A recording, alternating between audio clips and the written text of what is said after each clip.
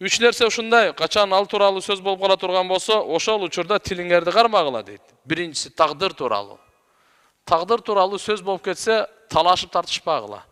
Тагдырга ыйман келтирдик, кандай экен Алланын илиминде Алла билет. Болорун, болбогонун, өткөнүн, келечегин бардыгын билет болду. Ары кирип тагдырга талашпагыла.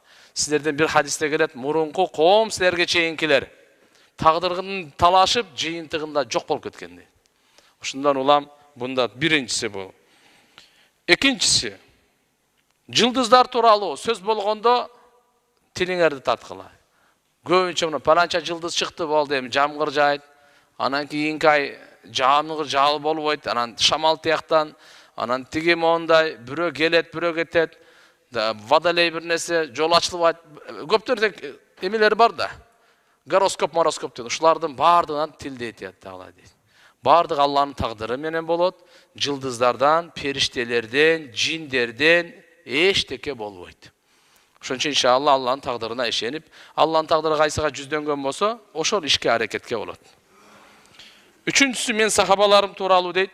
Сахабалар тууралуу кичине талаш тартыш маселелер болгон. Учурунда мансап, бийлик учурунда ылдый өдө болгон келишпестиктер бар. Ошолор тууралуу тилиңерди тарткыла дейт. Анткени сахабалардын баарына Алла Таала разы болгон. Аларга бу дүйнөдө эле Алла Таалам канчасына бейиште деген кабарлар келген, пайгамбарыбыз разы болгон.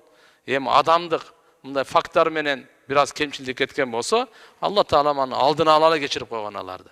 Анткени пайгамбарыбыздын сохбатына, пайгамбарыбыздын динин ааламга таркатканга сахабаларды, улуу урматтуу сахабаларды Алла Таала жөн эле тандаган эмес.